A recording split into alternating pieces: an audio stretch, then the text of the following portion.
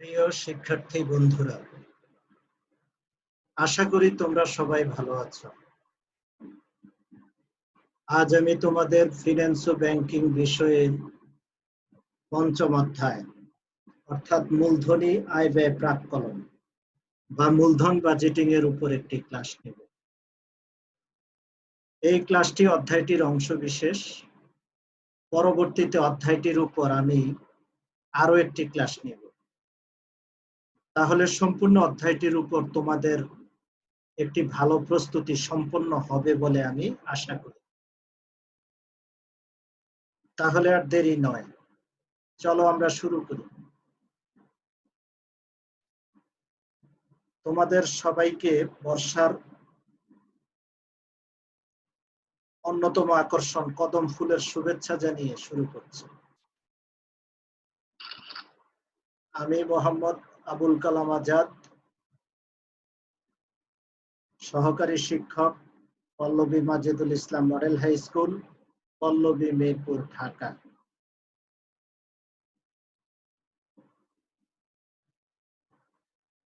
এবারে প্রিয় শিক্ষার্থীরা, তোমরা পাঠ পরিচিতিটা একটু খেয়াল করো। আজ আমি নবম দশম শ্রেণীর ফিন্যান্স ও ব্যাংকিং বিষয়ের পঞ্চম অধ্যায়, যে অধ্যায়টির নাম মূলধনী আয় ব্যয় প্রাক্কলন, আবার এই অধ্যায়টাকে মূলধন বাজেটিং ও বলা হয়। এই অধ্যায়টি আজকে তোমাদের সামনে অধ্যায়টির অংশ বিশেষ আলোচনা করব। এবারে তোমরা শিখন ফলটি খেয়াল করো। এই অধ্যায়টার শেষে এই পাঠ শেষে তোমরা যে বিষয়গুলো জানতে পারবে সেগুলো হচ্ছে: মূলধন বাজেটিং এর ধারণা ব্যাখ্যা করতে পারবে, 2, মূলধন বাজেটিং এর প্রয়োগের পদ্ধতি সমূহ সম্পর্কে জানতে পারবে, 3, মূলধন বাজেটিং এর একটি কৌশল অর্থাৎ গড় মুনাফার হার পদ্ধতি প্রয়োগ করতে পারবে।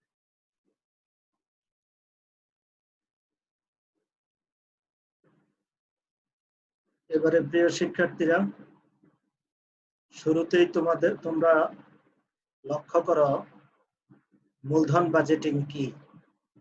মূলধন বাজেটিং জিনিসটা কি সেটা আগে একটু খেয়াল করো। প্রথমেই, মূলধন বাজেটিং হচ্ছে প্রতিষ্ঠানের দীর্ঘমেয়াদী বিনিয়োগ সিদ্ধান্তের সাথে জড়িত একটি প্রক্রিয়া।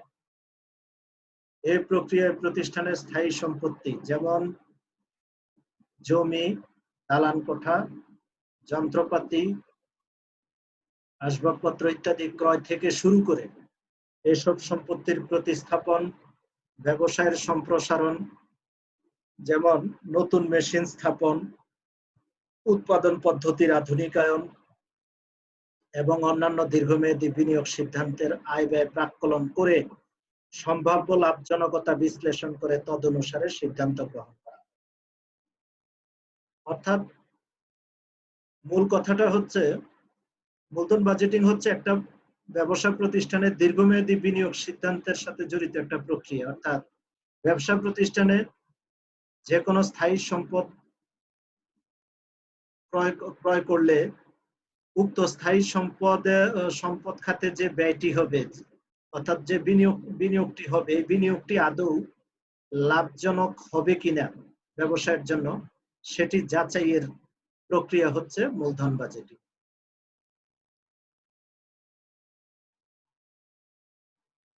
এবারে তোমরা মূলধন বাজেটিং এর প্রয়োগ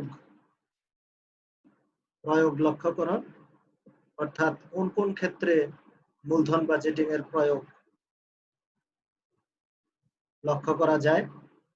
1 নম্বরে হলো তোমার স্থায়ী সম্পত্তি ক্রয়, অর্থাৎ ব্যবসা প্রতিষ্ঠানে যে কোনো স্থায়ী সম্পত্তি যেমন জমি, দালান কোঠা, তারপরে হলো মেশিন ক্রয়, আসবাবপত্র ক্রয়, অফিস সরঞ্জাম ক্রয়, এই সকল স্থায়ী সম্পত্তি ক্রয়ের ক্ষেত্রে মূলধন বাজেটিং প্রয়োগ করা হয়। কারণ এই সমস্ত দীর্ঘমেয়াদী ব্যয় বা মোটা অঙ্কের ব্যয়ের ক্ষেত্রে উক্ত ব্যয়টি ব্যবসায়ের জন্য কি পরিমাণ লাভ বয়ে আনবে বা আদৌ লাভ হবে কিনা সেটি মূলধন বাজেটিং এর মাধ্যমে যাচাই করা হয়। 2 নম্বরে ব্যবসায়ের পণ্য উৎপাদন ক্ষমতা বৃদ্ধিকল্পে সম্প্রসারণ, ব্যবসায়ের পণ্য উৎপাদন ক্ষমতা বৃদ্ধিকল্পে সম্প্রসারণ, অর্থাৎ ব্যবসায়ের পণ্য উৎপাদন বাড়ানোর জন্য অনেক সময় ব্যবসা প্রতিষ্ঠান আরো নতুন নতুন মেশিন সংযোজন করে, পুরাতন মেশিনের সাথে আরো নতুন মেশিন সংযোজন করে, নতুন ফ্লোর চালু করে। এই ক্ষেত্রেও মূলধন বাজেটিং প্রয়োগ করা হয়। পণ্য বৈচিত্র্যায়ন হলো যেমন পুরাতন পণ্যের পাশাপাশি নতুন নতুন পণ্য উৎপাদন করা, যেমন এতে ব্যবসায়ের চলমান পণ্যগুলোর ঝুঁকি বন্টন হয়, বিক্রয় ঠিক থাকে এবং মুনাফা অর্জন সবসময় সঠিক পরিমাণে হয়। এই কাজটির জন্য তোমার পণ্য বৈচিত্র্যায়ন করা হয়, আর পণ্য বৈচিত্র্যায়নের ক্ষেত্রেও মূলধন বাজেটিং প্রয়োগ করা হয়। আরেকটা হচ্ছে প্রতিস্থাপনা আধুনিকায়ন। ব্যবসা প্রতিষ্ঠানের প্রতিস্থাপনা আধুনিকায়ন, এই ব্যাপারটি হচ্ছে তোমার পুরাতন মেশিনের স্থলে নতুন মেশিন স্থাপন করা, নতুন স্বয়ংক্রিয় মেশিন। দেখা গেছে পুরাতন মেশিনে যেসব পণ্য উৎপাদন করা হয় এসব পণ্য খুব সুন্দর হয় না বা ভালো হয় না, বা বর্তমান আধুনিক যুগের অন্যান্য ব্যবসায় প্রতিষ্ঠানের পণ্যের সাথে তাল মেলাতে পারছে না, সেক্ষেত্রে স্বয়ংক্রিয় আধুনিক মেশিন সংযোজন করা হয় বা প্রতিস্থাপন করা হয়। এই ক্ষেত্রে মূলধন বাজেটিং এর প্রয়োগ হয়। এবারে প্রিয় শিক্ষার্থীরা, তোমরা খেয়াল করো মূলধন বাজেটিং এর পদ্ধতিগুলো কি কি, অর্থাৎ মূলধন বাজেটিং এর কি কি পদ্ধতি প্রচলিত আছে। 1 নম্বরে আছে গড় মুনাফার হার পদ্ধতি, 2 নম্বর পদ্ধতিটি আছে তোমার পেব্যাক সময় পদ্ধতি, 3 নম্বর আছে নেট বর্তমান মূল্য পদ্ধতি, 4 নম্বর অভ্যন্তরীণ মুনাফার হার পদ্ধতি। তবে আমাদের দেশে 1 ও 2 নম্বর অর্থাৎ গড় মুনাফার হার পদ্ধতি ও পেব্যাক সময় পদ্ধতি, এই দুটি পদ্ধতি আমাদের দেশে বহুল প্রচলিত, আর বাকি দুটি পদ্ধতির তেমন ব্যবহার পরিলক্ষিত হয় না। এই 4টি পদ্ধতির মধ্যে 1 ও 2 নম্বর পদ্ধতি অর্থাৎ গড় মুনাফার হার পদ্ধতি ও পেব্যাক সময় পদ্ধতি আমাদের দেশে বহুল প্রচলিত পদ্ধতি মূলধন বাজেটিং এর ক্ষেত্রে।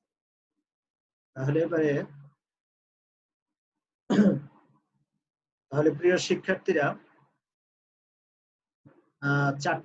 মূলধন বাজেটিং এর 4টি পদ্ধতির মধ্যে আমি আজ তোমাদের 1 নাম্বার যে পদ্ধতিটি অর্থাৎ গড় মুনাফার হার পদ্ধতি, সেই পদ্ধতিটি তোমাদের বোঝাতে চেষ্টা করব।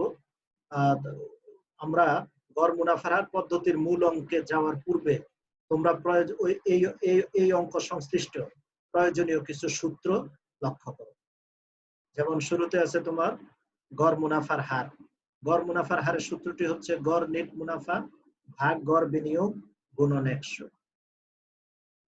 তারপর তোমরা সূত্রের শুরুতেই দেখো উপরে লেখা আছে গড় নেট মুনাফা। তো গড় নেট মুনাফা নির্ণয় করতে হলে আগে তোমাকে মোট মুনাফা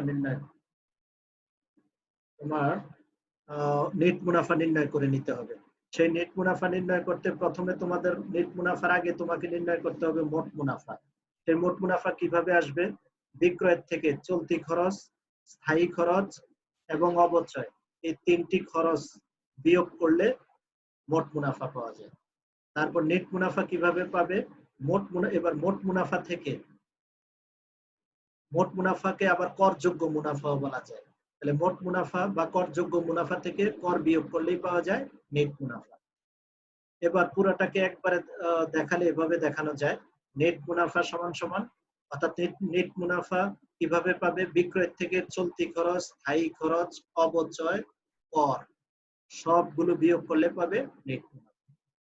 আমি প্রথমে ভেঙে ভেঙে দেখিয়েছি, দেখালাম তোমাদের যে মোট মুনাফা কিভাবে পাওয়া যায়, মোট মুনাফা বা করযোগ্য মুনাফা কিভাবে পাওয়া যায়, তারপর নেট মুনাফা কিভাবে পাওয়া যায়, তারপর পুরোটা সূত্র আবার একবারে উপস্থাপন করলাম।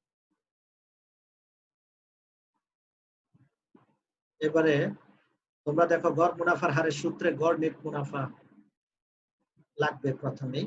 গড় নেট মুনাফাটা কিভাবে নির্ণয় করবে? গড় নেট মুনাফাটা নির্ণয় হবে এভাবে যে নেট মুনাফা গুলো যোগ কোন বছরে ক্ষতি হলে বিয়োগ করে বছরের সংখ্যা দ্বারা ভাগ করতে হবে। অর্থাৎ এই যে গড় নেট মুনাফা হলো মোট নেট মুনাফা ভাগ বছরের সংখ্যা। অর্থাৎ মোট নেট মুনাফাকে তোমার বছরের সংখ্যা দ্বারা ভাগ করলেই গড় নেট মুনাফা পাওয়া যায়। অনেক সময় দেখা গেছে কোনো কোনো বছরে কয়েক বছর মুনাফা হয়, আবার 2 বছর ক্ষতি হয়। তাহলে কয়েক বছর যে কয় বছর মুনাফা হবে সেই মুনাফাগুলো কয়েক বছর মুনাফাকে যোগ করে তার থেকে যে বছরে ক্ষতি হয়েছে সেই ক্ষতির পরিমাণ বিয়োগ করতে হবে, করে বছরের সংখ্যা দিয়ে ভাগ করলেই গড় নেট মুনাফা পাওয়া যাবে। তারপর গড় বিনিয়োগের সূত্রটা একটু দেখো। গড় বিনিয়োগের সূত্রটি হচ্ছে তোমার প্রারম্ভিক বিনিয়োগ যোগ ভগ্নাবশেষ মূল্য ভাগ 2। ওই যে নিচে যে গড় মুনাফার হারের সূত্রে দেখো নিচে গড় বিনিয়োগ বের করতে হবে। সেই গড় বিনিয়োগ তোমরা কিভাবে বের করবে দেখো, প্রকল্পের প্রারম্ভিক বিনিয়োগ যোগ ভগ্নাবশেষ মূল্য ভাগ 2।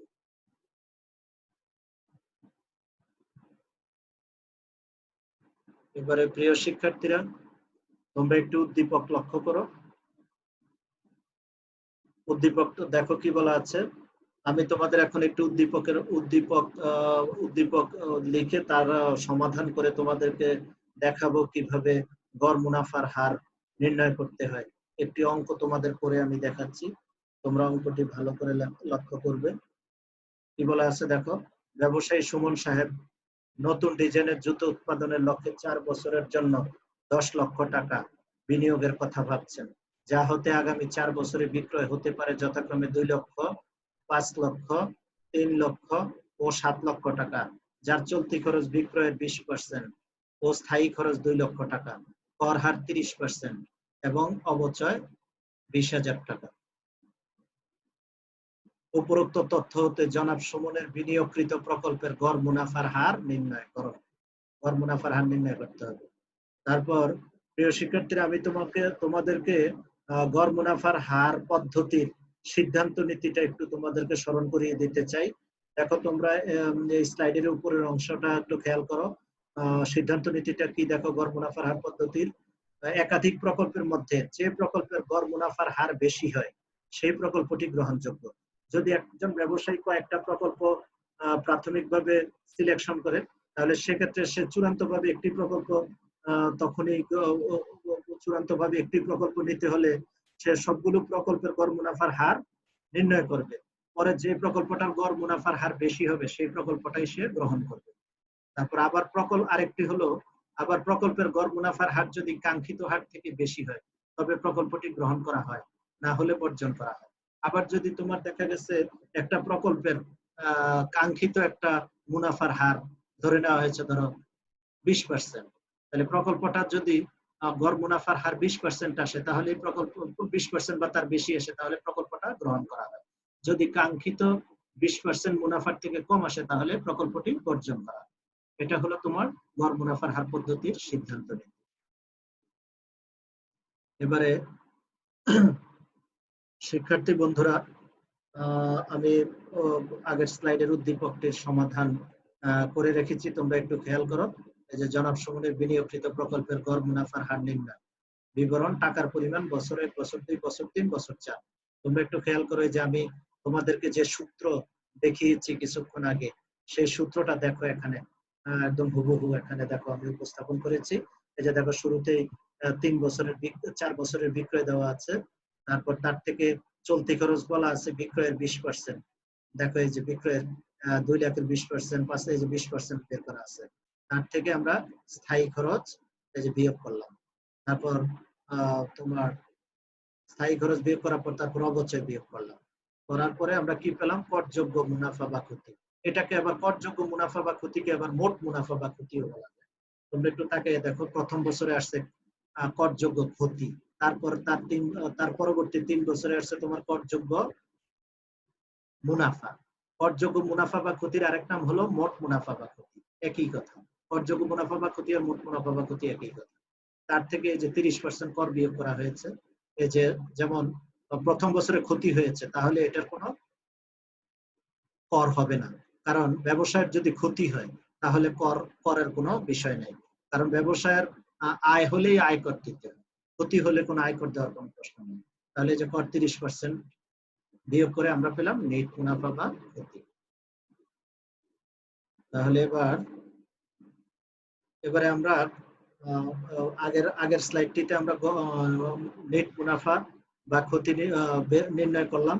এবারে দেখো আমরা গড় মুনাফার হার বের করব।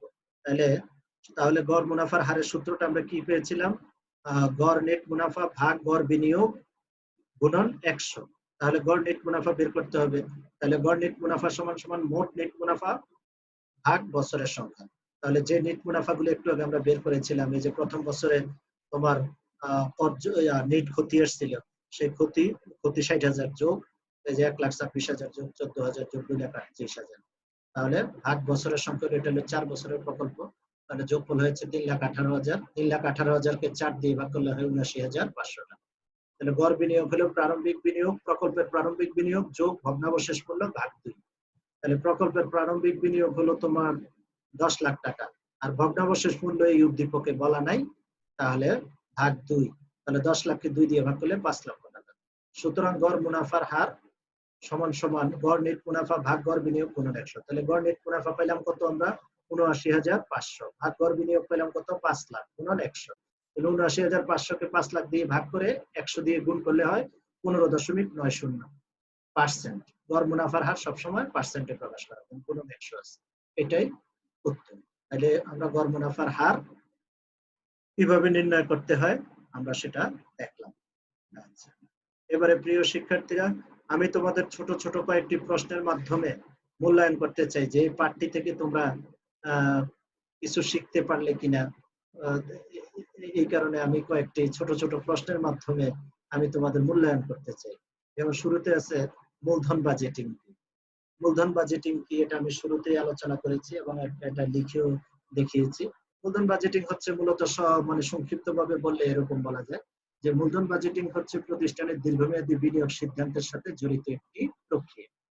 তারপরে 2 নম্বর প্রশ্নটা আছে কি থেকে প্রতিষ্ঠানের নগদান্ত প্রবাহ ঘটে। তারপরে 3 নম্বর প্রশ্ন আছে মূলধন বাজেটিং এর পদ্ধতি কয়টি। 4 নম্বর প্রশ্নটি হলো মূলধন বাজেটিং এর সহজ পদ্ধতি কোনটি। 5 নম্বরে মূলধন বাজেটিং এর ব্যর্থতার দায়ভার নিতে হয় কাকে। তাহলে প্রিয় শিক্ষার্থীরা দেখো, তোমরা একটু খেয়াল করলে তোমরা এই প্রশ্নগুলোর উত্তর সহজেই দিতে পারবে। একটু খেয়াল করো। তাহলে আমি তোমাদের একটু সাহায্য করতেছি এই ক্ষেত্রে। তাহলে 2 নম্বর প্রশ্নটা হলো কি থেকে প্রতিষ্ঠানের নগদান্ত প্রবাহ ঘটে। ব্যবসা প্রতিষ্ঠানের নেট মুনাফার সাথে অবচয় যোগ করলে নগদান্ত প্রবাহ ঘটে। 3 নম্বরে মূলধন বাজেটিং এর পদ্ধতি কয়টি। তোমাদেরকে আমি একটু আগে দেখিয়েছি মূলধন বাজেটিং এর পদ্ধতি হচ্ছে 4টি।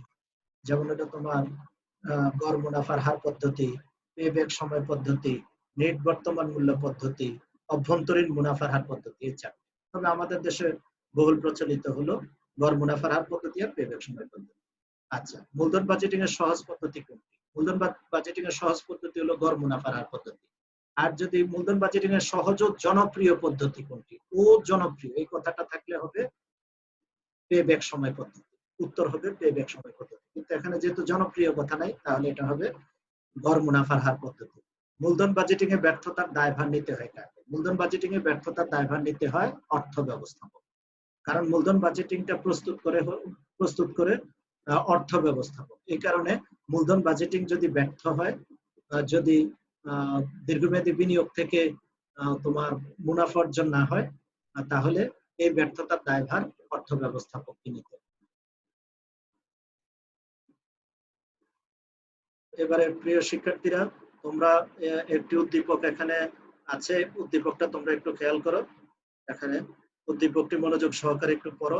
র্যাঙ্কস লিমিটেডের কাছে প্রকল্প দোয়েল ও প্রকল্প শালিক নামে 2টি 3 বছর মেয়াদী প্রকল্প রয়েছে। উভয় প্রকল্পের প্রাথমিক বিনিয়োগ 7 লক্ষ টাকা এবং অন্যান্য তথ্যাদি নিম্নরূপ। প্রকল্প দোয়েল শালিকে দেখো প্রাক্কলিত বিক্রয় প্রথম বছর, দ্বিতীয় বছর, তৃতীয় বছরে বিক্রয় দেওয়া আছে 2টা প্রকল্পেরই। চলতি খরচও দেওয়া আছে 2টা প্রকল্পেরই। দোয়েলের হইল বিক্রয়ের 25%, শাকিলের চলতি খরচ হলো বিক্রয়ের 20%। শাকিল প্রকল্পে উভয় প্রকল্পেরই দোয়েল প্রকল্পের স্থায়ী খরচ 1 লক্ষ টাকা, শাকিল প্রকল্পের 1,20,000 টাকা। উভয় প্রকল্পেরই কর হার 30%। তোমার অবচয় দোয়েল প্রকল্পের 55,000 টাকা, শাকিলের বার্ষিক অবচয় 50,000 টাকা। তাহলে প্রিয় শিক্ষার্থী বন্ধুরা, এই উদ্দীপকটি আমি তোমাদের বাড়ির কাছে দিয়েছি। তোমরা বাসায়, আমি তো তোমাদেরকে একটা গড় মুনাফার হার পদ্ধতি একটা করে দেখিয়েছি। এভাবেই তোমরা গড় মুনাফার এই উদ্দীপকটা দেখে তোমরা গড় মুনাফার হার পদ্ধতি নির্ণয় করবে। দেখো তোমাদের জন্য আমি দুটি প্রশ্ন রেখেছি উদ্দীপকটা থেকে। তো উপরোক্ত উদ্দীপকের আলোকে প্রকল্প দোয়েলের গড় মুনাফার হার নির্ণয় করো। এক্ষেত্রে তোমরা শুধুমাত্র প্রকল্প দোয়েলের গড় মুনাফার হার নির্ণয় করবা। এবার খ প্রশ্নে বলা হয়েছে র্যাঙ্কস লিমিটেড এর বিনিয়োগের জন্য কোন প্রকল্পটি গ্রহণযোগ্য বলে তুমি মনে করো, যুক্তি দাও। তাহলে এই ক্ষেত্রে তোমাকে খ প্রশ্নে আরেকটি যে প্রকল্প আছে যে তোমার শালিক, সেই শালিক প্রকল্পেরও গড় মুনাফার হার তোমরা তোমরা বের করবে, করে দুইটা প্রকল্পের দেখবা যে কোনটার গড় মুনাফার হার বেশি। তাহলে তুমি মন্তব্য লিখবে যে যে প্রকল্পটার গড় মুনাফার হার বেশি ওই প্রকল্পটাই গ্রহণযোগ্য। কারণ গড় মুনাফার হার পদ্ধতির সিদ্ধান্ত নীতি অনুযায়ী একাধিক প্রকল্প হাতে থাকলে যে প্রকল্পের গড় মুনাফার হার বেশি হয় সেই প্রকল্পটি গ্রহণযোগ্য। তাহলে এভাবে তোমরা যুক্তি দিবে। তাহলে প্রিয় শিক্ষার্থী বন্ধুরা, তোমাদের সবাইকে ধন্যবাদ জানিয়ে আজকের মতো বিদায় নিচ্ছি। আল্লাহ হাফেজ।